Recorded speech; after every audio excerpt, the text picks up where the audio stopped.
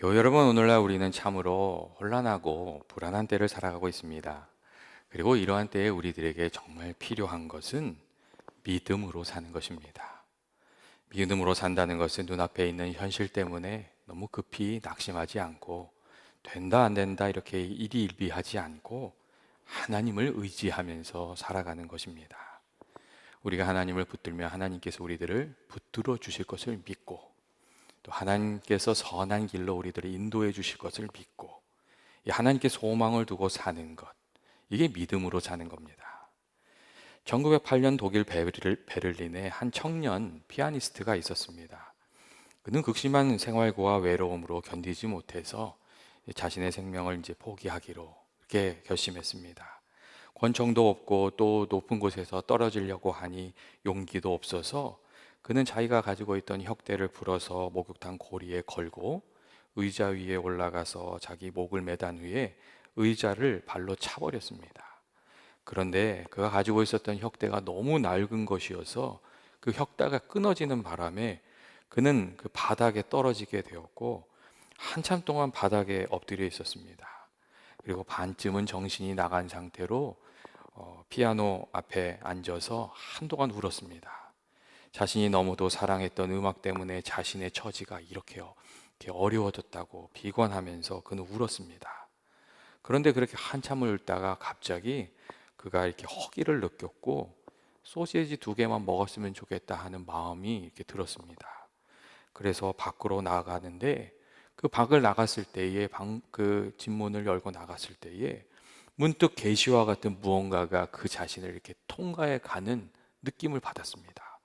그리고 그 순간 그 자신이 이렇게 무관심하게 보아왔던 그 거리와 나무와 집과 그 달려가는 강아지들, 그리고 모든 이 것들이 새롭게 보이기 시작했고 자기 자신에게 주어진 삶이 너무나도 귀한 것임을 깨닫게 되었습니다. 그래서 그는 살아야겠다는 그 마음을, 강렬한 열정을 가지게 되었고 다시 용기를 내서 자신의 삶을 살게 되었습니다. 이 사람은 나중에 세계적인 피아니스트가 되었던 루빈스타인이라는 사람입니다. 그는 인생에 드리워진 깊은 어둠에 빠져 있었지만 갑자기 자기에게 찾아온 한 줄기 빛을 따라서 인생의 어둠을 헤쳐나온 그런 사람이 되었습니다. 때때로 우리들의 삶에 어려운 일이 계속되고 실패가 연하여서 찾아오게 되면 우리의 마음이 어두워지고 모든 것이 좀 원망스러워집니다. 말로 표현할 수 없는 답답한 마음으로 오랜 시간 이렇게 살다 보면 이 소망이 다 사라지고 좀 무기력한 사람이 됩니다. 오늘 성경에 나오는 모세의 인생이 그랬습니다. 한때 그도 높은 이상을 가지고 부푸른 마음을 가지고 살았습니다. 억울하게 노예가 되어서 살아가는 이스라엘 백성들을 돕고자 하는 의로운 열정이 그의 마음속에 있었습니다. 이 애고의 왕자였던 자신이 깃발을 들면 사람들이 다 그를 따라올 것만 같은 그런 마음이었다는 겁니다. 그런데 그의 순수한 열정, 의로운 마음을 사람들이 따라주지 않았고 하나님께서 도와주시지도 않았습니다. 오히려 그는 자기가 가진 것을 다 잃어버렸고 원망만 들었습니다. 이스라엘 사람들은 누가 너를 우리들의 주권자로 세웠느냐고 그렇게 핀잔을 이렇게 하면서 따지고 들었습니다.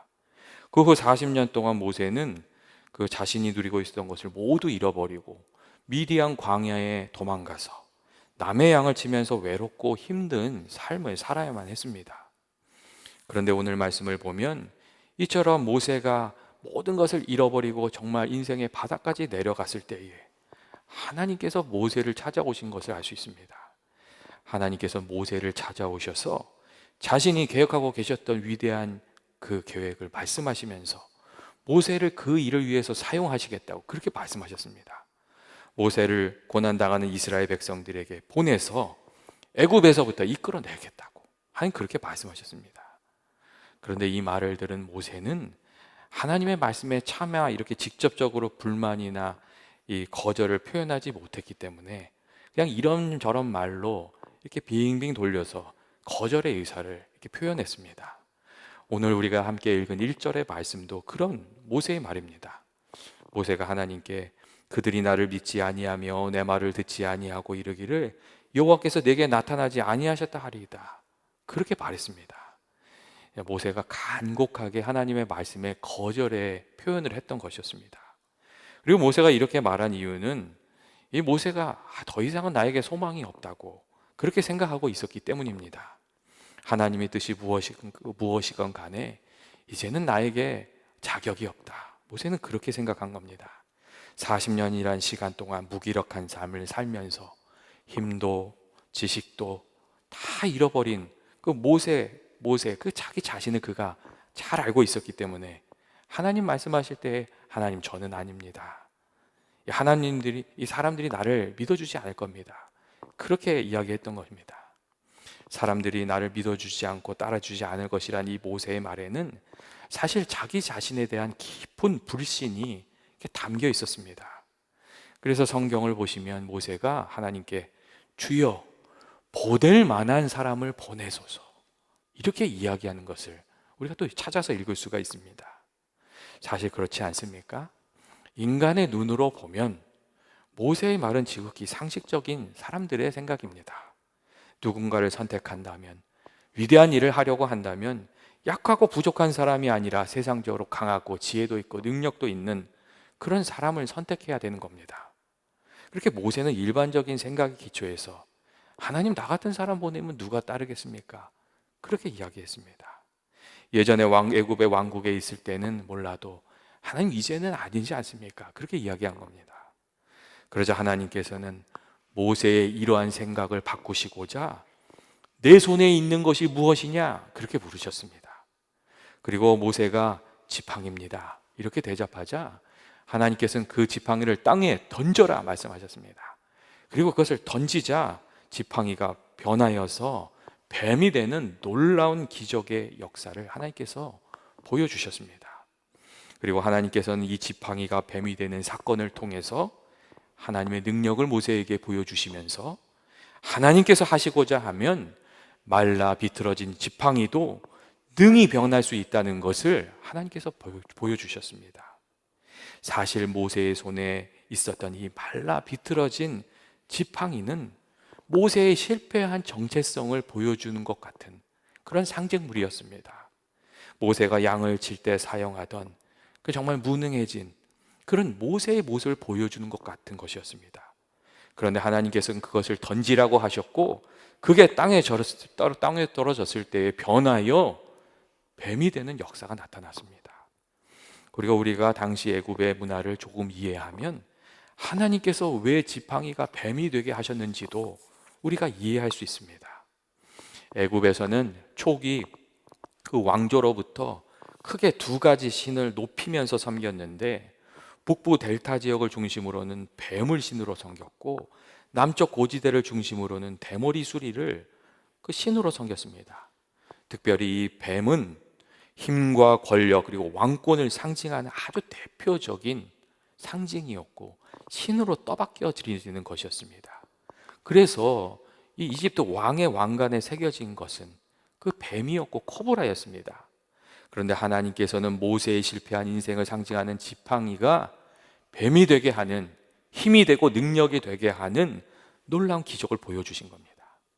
하나님께서는 이 기적으로 이미 죽은 지팡이가 살아있는 권능의 상징인 뱀으로 변화되는 그 기적으로 마른 뼈와 같이 죽은 것 같은 인생도 하나님께서 하시고자 하면 소망이 있고 변화될 수 있다는 것을 보여주신 겁니다. 우리들은 세상이 늘 그렇게 하기 때문에 하나님께서 강하고 능력 있는 사람들만 불러 쓰실 것 같이 그렇게 생각을 합니다. 그런데 성경을 보면 그렇지가 않습니다. 하나님께서는 모세가 당당하고 힘이 있을 때는 침묵하고 계시다가 그의 힘이 다 빠지고 지극히 겸손한 사람이 되었을 때에, 하나님만 온전히 의지하는 사람이 되었을 때에 그를 찾아오셨습니다. 하나님께서는 자기 힘을 자랑하지 않고 하나님을 의지하는 사람이 되었을 때에 부르시고 하나님의 일을 맡기시고 또 그의 약함을 변화되게 하셔서 세상에서 모든 사람이 두려워했던 바로가 가장 두려워하는 하나님의 사람이 되게 하셨습니다. 하나님께서 우리들을 불러 사용하실 때도 여러분, 그런 때가 많이 있습니다. 우리가 우리에게 더 이상 자랑할 것이 없을 때, 우리의 자아가 다 깨져졌을 때, 이 적당히 깨져서 교만한 마음이 살아있을 때가 아니라 우리가 완전히 이렇게 낮아져서 하나님을 온전히 의지하게 되었을 때, 하나님께서 우리들을 만나주시고 우리를 회복시켜 주시고 또 우리를 위해, 우리를 통해서, 우리를 사용하셔서 하나님의 귀한 일을 이루시는 경우가 많이 있습니다. 그렇기 때문에 우리들의 약함의 자리가 꼭 나쁜 것만이라고는 말할 수가 없습니다. 우리가 약해진 그 자리에서 스스로 겸손해져서 하나님이 원하시는 사람이 될 수 있다면 언제든지 하나님을 만날 수 있고 또 회복될 수 있고 또 능력 있는 인생으로 다시금 살아갈 수 있기 때문입니다. 우리가 언제나 잊어버리지 말아야 할 것은 아무리 실패한 인생도 하나님의 손에 붙들려서 인도하심을 받으면 변화할 수 있고 또 쓰임 받을 수 있다는 것입니다. 하나님께서는 이 메마른 지팡이가 뱀이 된 사건을 통해서 정말 중요한 것은 우리의 나이나 지식이나 평판이나 경험이나 능력이나 우리의 현재의 처지가 아니라 하나님의 사람이 되는 것이라고, 하나님께 속한 사람이 되는 것이라고 그렇게 말씀해 주셨습니다. 나는 하나님의 사람인가? 나는 지금 하나님에 속해 있는가? 그것이 중요하다는 것이었습니다. 둘째로 하나님께서는 그 뱀의 꼬리를 잡으라는 말씀으로 모세에게 이 사람의 생각이 아니라 하나님의 말씀에 순종해서 살아가는 삶을 살아가라고 그렇게 가르치셨습니다. 땅에 던져진 지팡이가 살아 움직이는 뱀이 되었을 때 이 모세는 두려워서 그것을 피했습니다. 그런데 하나님께서 손을 내밀어서 그 꼬리를 잡으라고 하셨습니다. 사실 뱀을 잡을 때 그 머리를 잡아야 되는 게 맞지 않습니까? 이 뱀의 꼬리를 잡는 것이 아니라 뱀의 머리를 잡아야 안전한 겁니다. 그런데 하나님께서는 이 세상의 상식에 반대해서 모세에게 꼬리를 잡으라고 말씀하셨습니다. 그리고 모세가 하나님의 말씀대로 뱀의 꼬리를 잡았을 때에 그 뱀이 다시 이 기세등등했던 뱀이 변해서 다시금 모세의 손에서 지팡이가 되었습니다. 그리고 하나님께서는 이 놀라운 사건으로 모세에게 하나님의 말씀에 순종하고 살아갈 때 하나님의 능력이 이루어지는 것을 또한 가르치셨습니다. 그리고 이 하나님께서 이 이 뱀의 꼬리를 잡는 이 사건은 모세가 평생을 따르며 지켜야 될 그 삶의 원칙이 됐습니다. 하나님 말씀하시면 그대로 순종하면서 살아가는 것, 그게 모세가 평생을 살아가야 할 삶의 원칙이 됐다는 겁니다. 하나님이 나아가라 하면 나아가고 하나님이 기다리라 하면 기다리는 겁니다. 또한 그렇게 모세는 하나님의 말씀에 순종해서 이 당대 절대 권력자였던 애굽의 왕과 그 군대가 이 하나님 앞에 초라한 지팡이가 되는 것을 목격할 수 있었습니다. 우리들도 하나님 말씀을 붙들고 믿음으로 나아가야 할 때가 많이 있습니다. 모세가 뱀을 피해서 물러갔습니다. 하지만 하나님께서 하나님의 말씀대로 그 꼬리를 잡으니 뱀이 지팡이가 되었습니다. 무서워도 하나님께서 잡으라고 하시면 우리가 그걸 잡아야 되는 겁니다. 잡으면 나를 위협하는 것들이 힘을 잃고 나를 위한 지팡이가 됩니다. 잡으라고 하실 때 담대하게 믿음으로 나가면 위기가 기회가 되고, 두려워도 하나님께서 나아가라 할 때 나아가면 나아간 땅이 약속의 땅이 되고 가나안 땅이 됩니다. 두려워도 인내하라 하실 때 인내하면 그 어둠이 지나고 새벽이 오는 것을 우리가 확실히 보게 되는 것입니다. 하나님의 말씀을 붙들고 나아가면 하나님께서 선한 열매를 거두게 하십니다. 또한 우리가 그렇게 말씀의 능력으로 살려면 우리가 하나님을 늘 가까이 하고 하나님의 말씀에 귀를 기울이면서 그렇게 살아야 됩니다. 기도 중에, 찬송 중에, 말씀 중에 하나님을 가까이 하고 하나님께서 내게 주시는 음성을 들어야 되는 겁니다. 그리고 그 말씀을 우리들의 마음속에 품고 믿음으로 살아가면 하나님께 그 말씀을 통해서 우리 안에서 역사하시면서 하나님의 능력을 보여주시고 선한 열매를 거두게 해주시는 겁니다. 교회 여러분, 우리가 지금 누구의 음성을 듣고 있는가 하는 것이 참 중요합니다. 세상에는 안 된다는 말도 많고 또 어렵다는 말도 많습니다. 우리의 앞에 고난이 있고 역경이 있고 시험이 있다면 우리가 정말 하나님께 나아가서 기도하고 하나님의 말씀을 통해서 하나님의 음성을 듣고 그 음성에 이끌리는 삶을 살아야 됩니다. 저는 연합의 모든 교우들이 어려울수록 주님 앞에 나아가서 주님을 더욱 가까이 하고 주님의 음성을 듣게 되는 귀한 은혜가 있기를 주의 은혜 이름으로 축원드립니다. 셋째로, 하나님께서는 내 손에 있는 것이 무엇이냐 하는 말씀으로 하나님께서 함께해 주시면 우리에게 있는 것으로도 충분하다, 그렇게 말씀해 주십니다. 사실 모세가 손에 가진 막대기는 양치는 데에나 사용되는, 어떻게 생각하면 쓸데없고 보잘것없는 것이었습니다. 그런데 하나님께서 함께해 주시니까 그 막대기가 하나님의 능력의 막대기가 되었고, 모세는 이 지팡이를 들고 하나님의 말씀대로 나아가서 하나님의 놀라운 일들을 이루어냈습니다. 그는 하나님 말씀하신 대로 이 지팡이를 들고 나아가서 이 바로 왕과의 승부를 겨루었고, 또 홍해를 갈랐고, 반석을 쳐서 물이 나오게 했고, 이스라엘 백성들을 이끌고 가나안 땅으로 나아갔습니다. 모세는 그 가지고 있던 그 막대기 하나로 하나님의 위대한 일을 다 이룰 수 있었습니다. 사사삼갈도 그랬습니다. 그는 소모는 막대기 하나로 강철검을 가진 블레셋 사람 600명을 물리쳤습니다. 여러분, 그리고 삼손도 그렇지 않았습니까? 그는 나귀턱뼈로 블레셋 사람 1000명을 물리쳤습니다. 우리가 무엇을 가지고 있는가 하는 것이 중요한 것이 아니라 하나님께서 함께해 주시면 우리가 생각하는 하찮게 생각했던 그 능력으로도, 그 재능으로도, 그 기회로도 이길 수 있고 승리할 수 있다는 것입니다. 피카소의 작품 중에 버려진 세발 자전거를 가지고 이 황소의 머리를 주제로 해서 만든 작품이 있습니다. 사람들의 손에 버려진 그런 자전거였습니다. 하지만 거장의 손에 붙들리게 되니까 그것이 엄청난 가치를 가진 귀한 작품이 되었습니다. 여러분, 십자가도 마찬가지 아닙니까? 사실 십자가는 세상에서 가장 큰 저주의 상징이었습니다.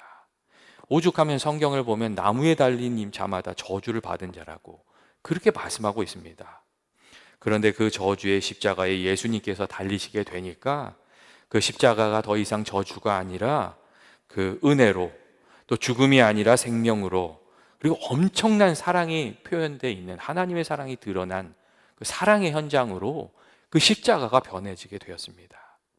주님이 우리와 함께 해 주시면 길가에 버려진 막대기 같은 우리들의 인생도 너무나도 귀하고 가치 있는 인생이 될 수 있다는 것입니다. 하나님께서 우리들에게 내 손에 있는 것이 무엇이냐 그렇게 부르십니다. 그리고 하나님께서 부르실 때 미약하지만 우리가 가진 것을 하나님께 드리면 하나님께서 그것을 받으셔서 사용하셔서 하나님의 일도 이루게 하시고 그것을 또 통해서 하나님의 영광도 받으십니다. 여러분, 오병이어의 사건도 그렇지 않습니까? 한 어린아이가 가졌던 작은 떡 그 5개와 물고기 2마리를 예수님께 드렸더니 예수님께서 그것을 사용하셔서 5,000명이 먹고 12광주리가 남는 역사가 있었습니다. 우리는 부족하지만 우리가 우리 자신을 하나님께 드리면 하나님께서 그걸 받으시고 또 하나님의 능력과 그 기적의 도구로 우리를 사용하여 주실 수 있다는 것입니다. 교회 여러분, 우리들의 약함은 언제나 부끄러운 일입니다. 하지만 하나님의 나라에 이 약함이 꼭 필요합니다. 그것을 통해서 우리는 하나님을 가까이 하게 되고 그것을 통해서 하나님을 알게 되고 더욱 하나님 의지하게 되고 하나님의 은혜 가운데 그것을 통해서 하나님께 영광 돌리게 되기 때문입니다. 그렇기 때문에 내가 받은 것, 내게 주어진 이것이 가지고 있는 것들이 하찮다 하지 마시고 기도 가운데 하나님의 그 은혜를 입어서 귀한 열매 거두고 하나님께 영광 돌리는 저와 여러분이 되시길 주의 이름으로 축원드립니다. 하나님께서 함께 하시면 어떤 것이든 변할 수가 있습니다. 하나님 말씀하시는데 모세가 계속해서 안 됩니다, 안 될 겁니다, 계속 그렇게 얘기하는 겁니다. 그러니까 하나님께서 얼마나 답답하셨든지 모세의 손을 이렇게 가슴에다 품으라고 그게 말씀하셨습니다. 그리고 손을 빼니까 이 손에 이 나병이 나서 하얗게 됐습니다. 그리고 다시 그것을 손에 마음에 몸에 품으라고 그렇게 말씀하셨고, 다시 품었다가 꺼내니까 다시 원래 상태로 변하게 되었습니다. 그리고 하나님께서 모세에게 이런 말씀하십니다. 이스라엘 백성들이 첫 번째 기적은 믿지 않더라도 두 번째 기적은 믿을 것이다, 그렇게 말씀하십니다. 모세는 계속해서 안 된다고 말했지만 하나님께서는 이스라엘 백성들이 절대로 거부할 수 없는 그 능력을 보여주셔서 이스라엘 백성들이 모세를 따르게 할 것이고 애굽에서 이끌어낼 것이라고 그렇게 말씀하셨습니다. 하나님께서 하시고자 하면 바뀌지 않을 것이 없으니 믿음으로 살아가라고 그렇게 말씀하셨습니다. 하나님께서 오늘 말씀을 통해서 우리들에게 무엇을 말씀하고 계십니까?